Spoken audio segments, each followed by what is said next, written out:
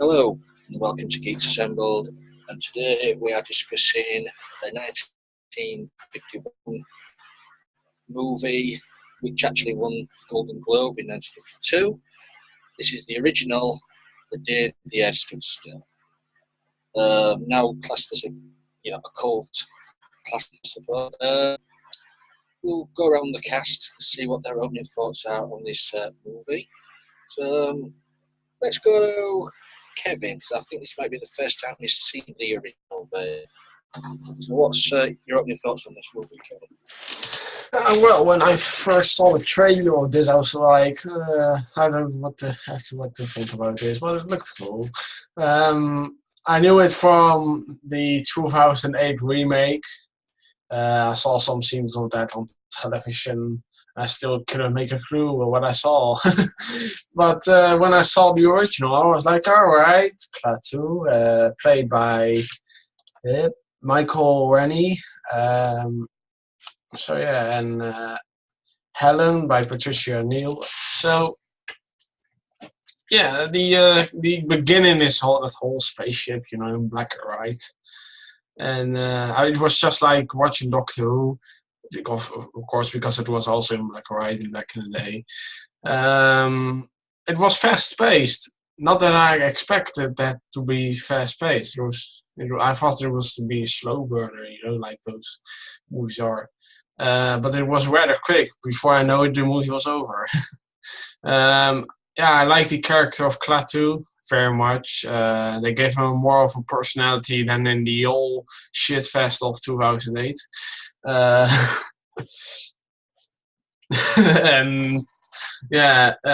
then the little boy that was walking with Klaatu. That was very cool to see.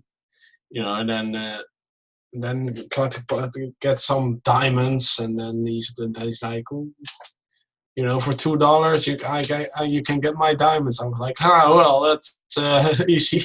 That's an easy trade. You can rich of that. But the overall plot with Gort, the robot that destroys almost everything, guns, even disintegrates people at the end. And then what was it?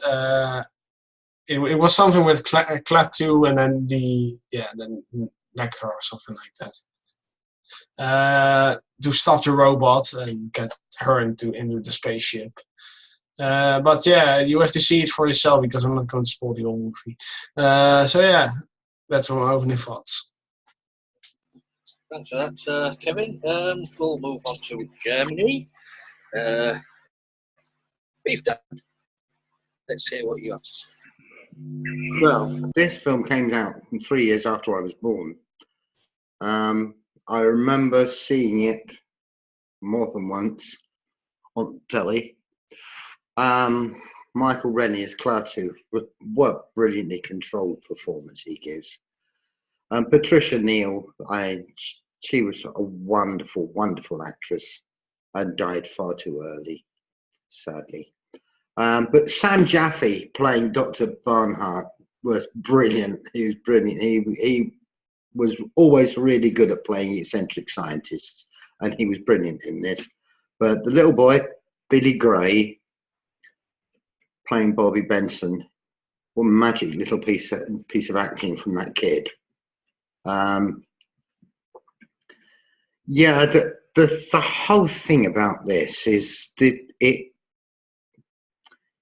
it was right at the very beginning of the anti-nuclear protesting, and it was one of those films that, the things that Michael Rennie had to say, the speeches that he had to give, were so so widely quoted during the 60s and during all the anti-nuclear protests, anti-nuclear bomb protests. I think Gort gave a bit of a stiff performance, but I suppose you expect that from a robot. But the thing is, the special effects I mean, you're talking it was 1951, but the special effects of that flying saucer, when it was actually flying, was, well, it was pretty, but on the ground, it was brilliant. I thought the actual and the internals of the spaceship, where it was basically just controlled by hand movement rather than actually pressing buttons and pulling levers and things. There was none of that frantic stuff. It was all just a very gentle wave of the hand over a light sensor.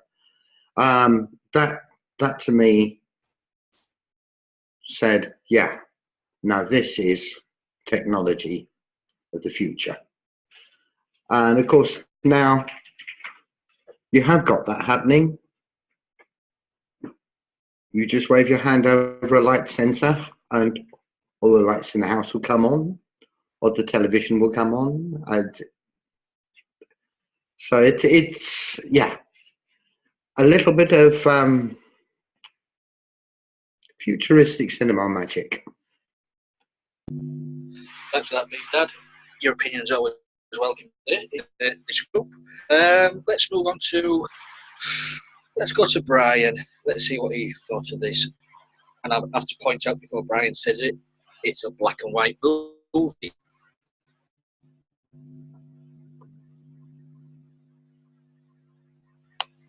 Who, me? Yes, you're the only one here called Brian. Brian. Oh, okay. And yes, it is a black and white movie. Thank you for pointing that out for me, Lee. Thank you so much. But my thoughts, my opening thoughts, that is, for the day that the earth stood still, would be probably, hell, one of the best films I've ever seen for the 50s. I absolutely enjoyed and loved it. From the moment that it started, really, I absolutely enjoyed it. I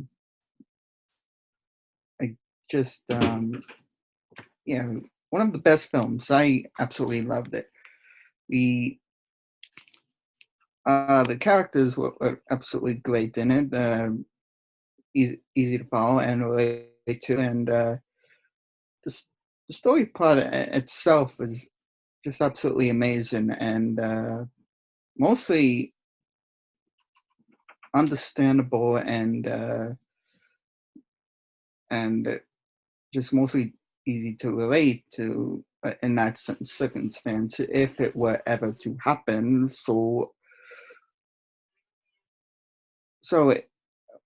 I mean, with the alien invasion and everything. So yeah, I absolutely enjoyed this film. It just was one of the best films I ever seen. I loved it. Oh, brilliant! Good to hear that. The young folk are enjoying the old movies. Let's move over to the dynamic duo on the sofa, Ali and Susan.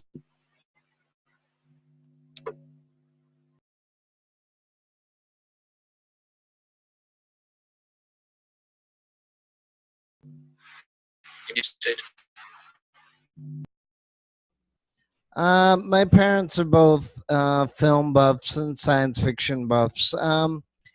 I've seen this movie many times. The funny thing is, I only remember certain parts.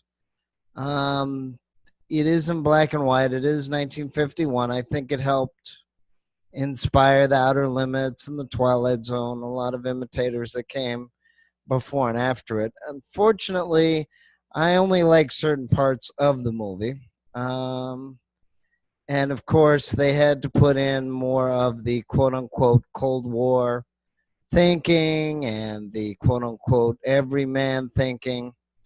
And of course, that has a place too in science fiction. That's very important so that you have relatability and you also have the contrast between the aliens, which may be in quote unquote enlightened or not. And in this movie, they're the enlightened people for the most part. And that's pretty much what I really remember. And also, probably from the short segments that they showed in documentaries about, you know, how great it looks, the spaceship, Michael Rennie and his um, guardian angel robot or guardian robot. And of course, you know, we can get on later to the message of the movie. And it's not just anti nuclear, because you can abuse anything. You can abuse any creation, invention. Um, you know, you could use it for both bad and good. And I think this was trying to illustrate not just the mentality and the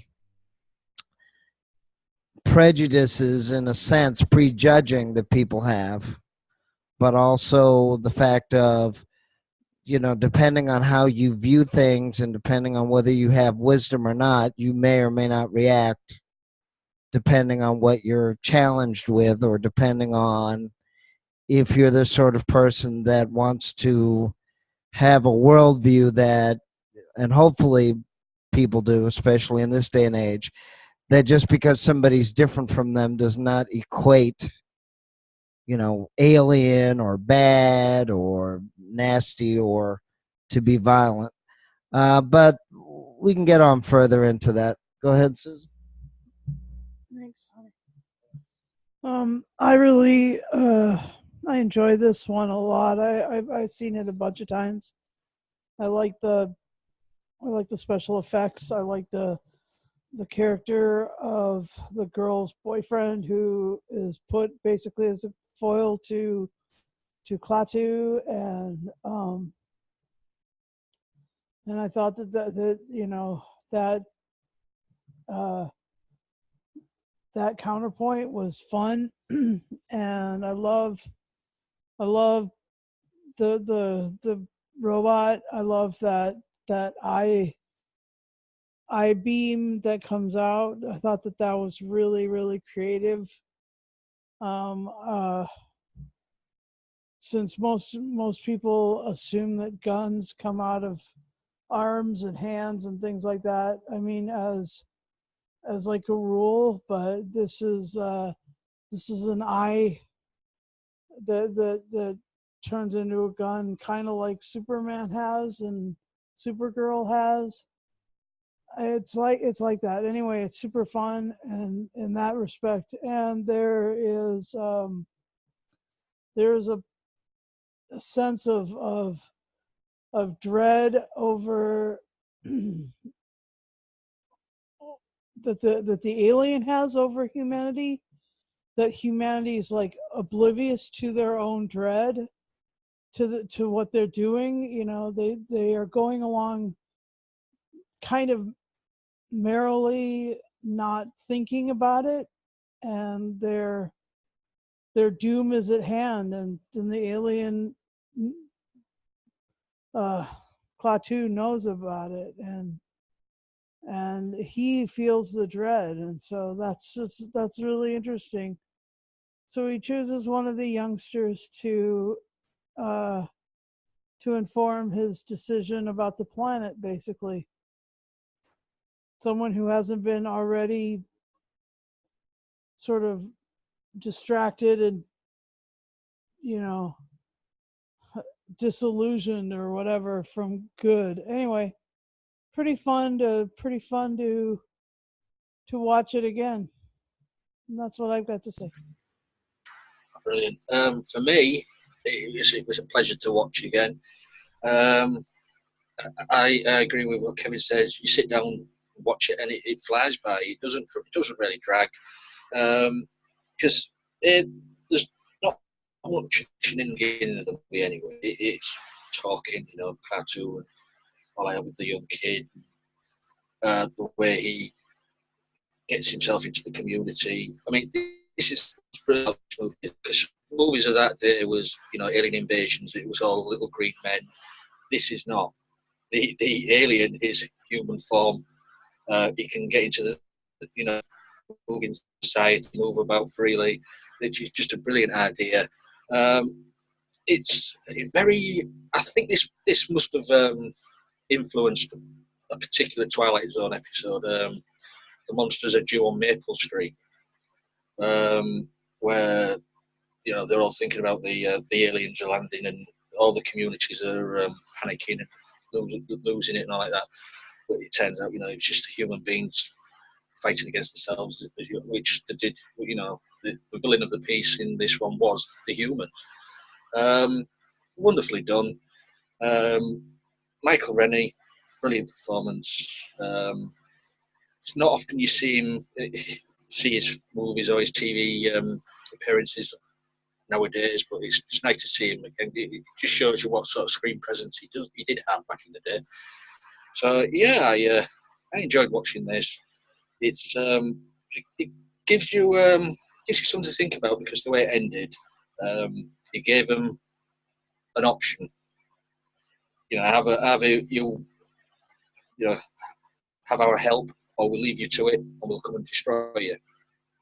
And it was just left there. He flew off, and we don't know what they decided. So yeah, it's a very good movie of its day, and I think it still stands up to date to some of these modern ones. So, any favourite moments, favourite characters, dislikes about the movie, what they could have done better? I know Beef Dad said Goat had a bit of a stiff performance. That suit, that was a padded rubber suit, that did look uncomfortable for whoever was in that suit. So I'll open it up. Beef Dad, you got any dislikes or favourite moments or characters?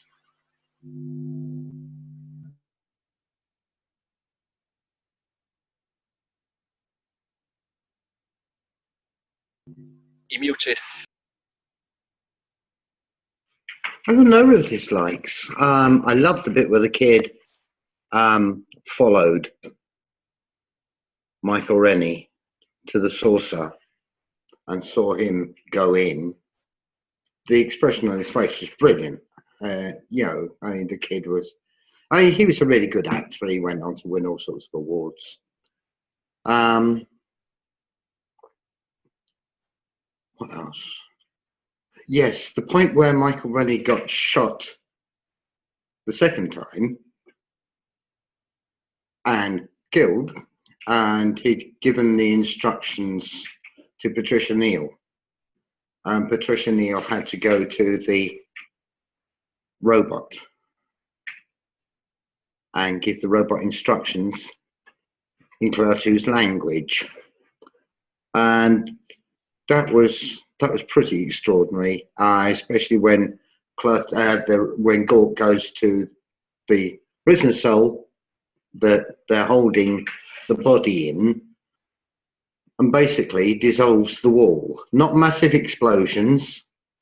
It's all done very gently and very quietly, and the wall just falls apart. And he picks him up, takes him back to the flying sorcerer, and they have greater medical knowledge, and they puts him in the pod, and he basically comes back to life. At the same time, Patricia Neal is still in the saucer, and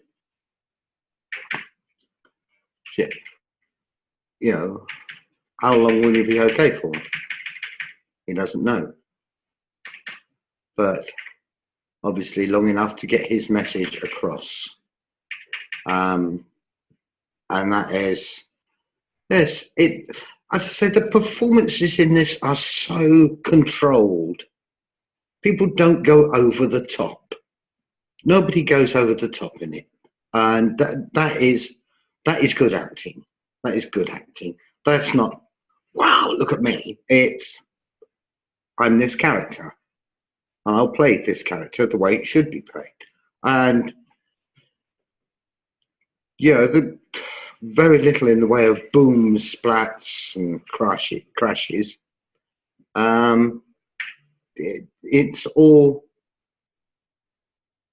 very gentle, really, and that makes it so easy to watch, because you have the opportunity then to concentrate on the actual story and the dialogue, and the dialogue is superb in this.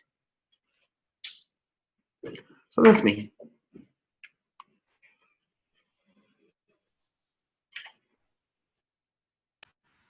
Thank you, Beef Dad. Alex, best dislikes, favourite characters. Let's hear what you've got to say. So I really like the performance of Bobby Benson. The kid was great, and I loved how like Alex was saying, there's like that everyman quality to uh, her performance, and actually the aliens performance was kind of like an everyman, and I like that, and I like the fact that that they uh, that they work in the destruction of weaponry as a possible outcome. Like you guys are going to be trying this atomic stuff. We're going to let you maybe get away with it once, but if you keep doing it, we're going to come, help the situation out. And so that, I mean, I love so that's really more of the message, I guess. Okay, sorry, wrong timing maybe, but anyway, that's what I got here, Alex. Well, as I said, I mean, I do like the movie, but for specific reasons. To me, it did go on a little long, but as I said, it did inspire Outer Limits and Twilight Zone and Close Encounters and all that. And of course, that's also the purpose of fiction and science fiction is sort of a parable, and that's what this was trying to do. And of course, it is good that the robot and Michael Rennie and or one or the other, um, work together, and that's probably why those scenes are so famous. Again, you know, it also is a parable about war, and that's the other question: is that how do you solve that particular dichotomy or that particular conundrum? And violence is not always the answer. Plus, we have nuclear weapons now, which are as bad, if not 100 times worse, than atomic. So it's not the science itself that's bad, but the way that it's used. Both atomic and nuclear can pretty much mess you up for good, and you probably won't come back from that. So if that's the parable, which I believe it partially is, then of course that's the other downfall of human nature is that it doesn't always see the destruction that it's doing to itself. It doesn't always see that, if you're really wise, you can see 20 steps or maybe even 100 steps ahead and realize that anger and violence and confronting people is only good in certain situations where it is absolutely necessary, like to save life or to defend totally innocent or totally weak people. And that was the other thing too, that the good thing about the movie was it didn't really say that one group was right and the other group was wrong necessarily, but it did give sort of a parable, a warning about how you know how you use things, and then the point of view of alien is not always bad. And of course, if you were traveling, then you would be the person who might be considered the alien or the foreigner or whichever. And probably and eventually, if the human race lives for another 1,000 years, who knows if we might be visited by aliens, or we might finally again, go out into space. It doesn't look like it's going to happen in the next 10 years. But again, there's been amazing strides that science has done, NASA has done, and it's always progressing, but then you also have the viruses which also progress.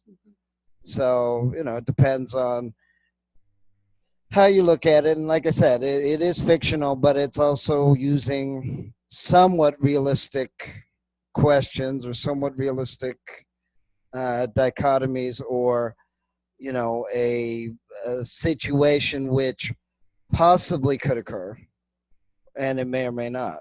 And that's partially how it's, futuristic. I'm sure that 30, 40 years ago, people didn't realize that we were going to be talking on the web, on the internet, in almost real time, second to second. We were going to have phones that you could communicate using Facebook, using Skype, and respond in 10 seconds, whereas 20, 30, 40 years ago, it may have taken a half an hour or 3 hours to even talk to someone on the telephone, to call Cuba or call Canada or call Mexico or call England. Would have taken, half an hour, 3 hours. Well, Now the you can delay do it was in 10 3 seconds. Yeah, but now you can do it in 10 seconds. So some parts of science fiction are, educated guesses, realistic, or will be realistic guesses, depending on the time frame. Yeah.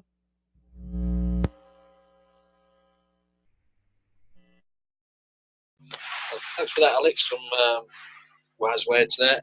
Also, some news for Alex there. We have already been visited by aliens, and just to prove it, Brian, what's your opinion? What's your favourite bits and dislikes?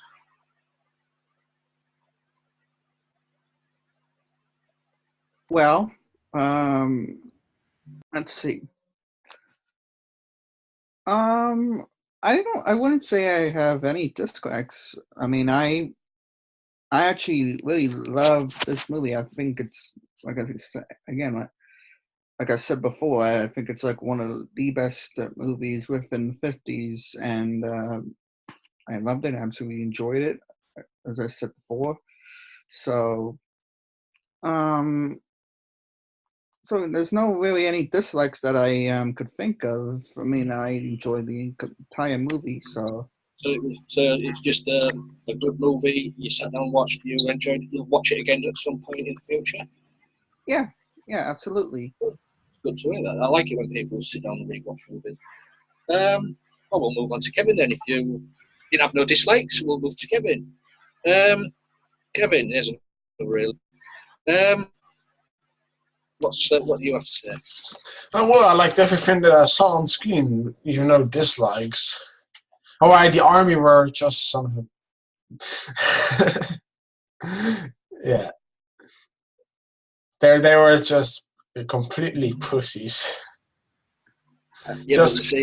but you see, they were made out to be the bad guys of the movie. Yeah, the bad guy, like, only with those little guns, like... Yeah, and then he gets shot twice. Yeah. I was like, oh, what was happening on screen when he was revived again by a robot? I was like, okay. Well, I'll tell you, nobody's mentioned it. I mean, where the title comes from, the Day the Earth Stood Still, the segment where the Earth did stand still for, I think it was 30 minutes, I think it said. All the vehicles, everything stopped. Like you, electricity, right? Electricity. Yeah. Showing you sort of what power he had to do that. That was it's only a sort of sin, but it says it was quite good the way they did that. Yeah, it's a damn good movie, and I think they should put this on TV more often. Movies like this don't get broadcast that often these days, which is a shame. Oh, well, we always got the DVD. Yeah, but you get generations growing not even knowing about these movies. It's a shame. But if anybody's got any more tidbits for the movie or anything, I just like the phone out. I just remembered. I forgot what I was going to say before when it was my turn. But when you were saying before, Lee, like it never gives you an ending, really. Like it leaves you hanging. Movies never really do that anymore. They just mostly just give you either a crappy ending or a proper happy ending, whatever. Like well, that. it was a sort of ending where you the viewer, sit down and think. Yeah, you as the viewer get to make up like what in your own head, leave it up to the imagination of like what actually happens. And that kind of style of movies and everything, I actually enjoy more, and I think movies should be done like that more often. I mean, that's the whole thing of why, like John Carpenter films, for instance. I think because he's like one of my favorite and best directors that I enjoy with his films. So, yeah, with those kind of films, I really think they should do really more often. Well, actually, in Massachusetts, they have shown it for many years. There's been 2 or 3 theaters that show it every year. But again, this was supposed to be science fiction and a little bit of a parable as well. So if you resolved it, it wouldn't be too much of a parable and it wouldn't be much to think about. In terms of nowadays, I don't know if they have a lot of films to actually really make you think. I think it's more of a either shut your brain off and I want to be entertained, or it's there for a reaction, which is fine. Movies and TV shows and books are there for a reaction, but again, if you don't think about it while you're seeing it, reading it, whichever, I don't know if that is necessarily bad, good, or indifferent. But as I said, a lot of shows and movies are remembered for not such a happy ending, not such a tidy resolution, like Twilight Zone, The Outer Limits, Day the Earth Stood Still, Close Encounters. There's a lot of works, if you look around, that in a lot of eras where it's not so neat, it's not so tidy. And again, it depends on what decade and depends on what creation you have. But that is also the other strength of this movie, is that it does have a point of view. It does explain a few things, but it doesn't feel the need to explain everything. And you do have a contrast, and that's what a good story is supposed to do. A good story is supposed to make you think, okay, did I like what this character did? Did I like their, viewpoint, their development, their, what happened to them? That's actually the basis of good story writing, is that it's not supposed to telegraph every single thing, every single action or reaction. Yeah. I mean, my opinion is that you should take off all these reality TV shows, all these cookery programs, and put on classic movies or classic TV shows of the day, because the reality shows are just too much, in my opinion. Yeah, that's a thumbs down from Alex. So if there's anybody else got any tidbits, I will move on to our ending this and scoring it. No? Well, I had one more thing on the movie. Go on, Brian. Thank you, Lee. Here I am. Here I go. So, one thing I just want to add on the film is that everybody,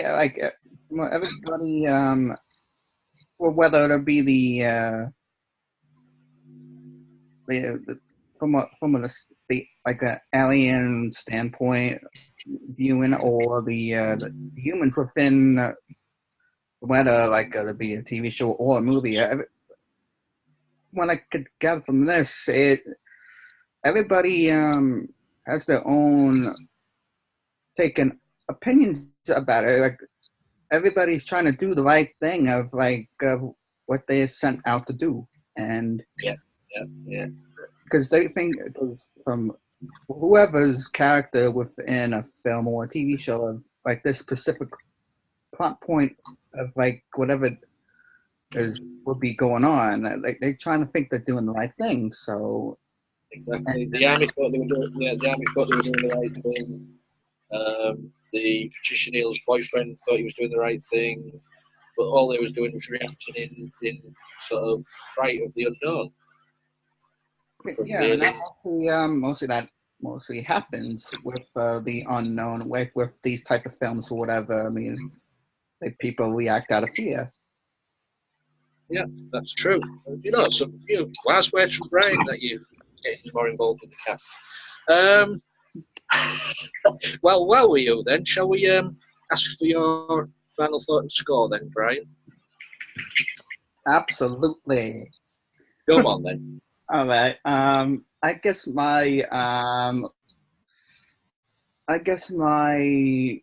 ending thoughts on this and my score on the film, not the music score, but the review score.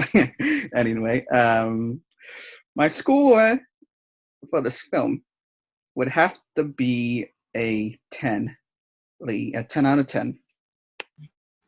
Well, there you go, 10 out of 10 from Brian. Thanks for that. Beef Dad. What say, Beef Dad?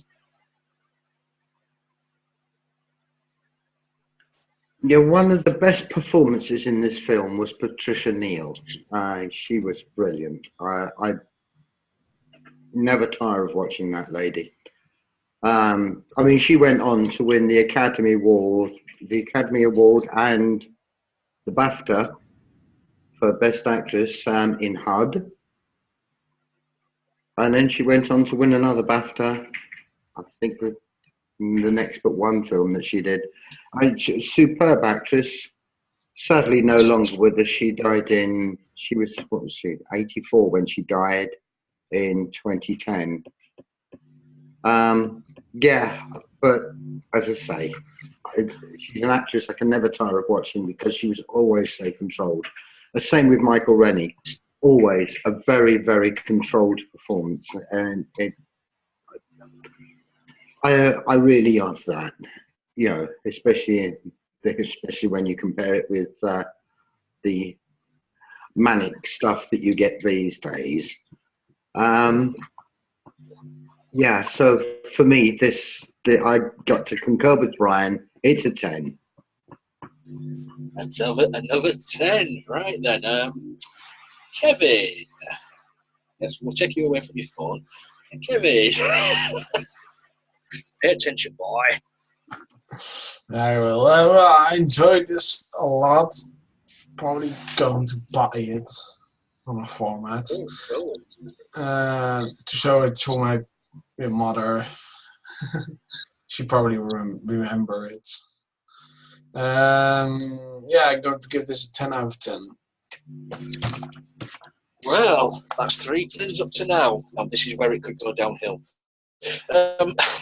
Alex and Susan.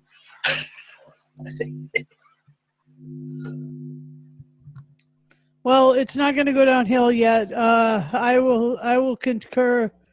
I think it's a 10 out of 10. A 10 out of 10 Klaatu Baruda Nichtas. So, yeah, please do not destroy my world. Thanks. Yeah, I'd have to give it. I wouldn't give it a 10. I'd give it a 9. I would say, yeah, it probably could be a little shorter, but again, that may have been taking away from the overall story and the overall plot. As Beef Dad says, some of the performances are very restrained, and that's actually good.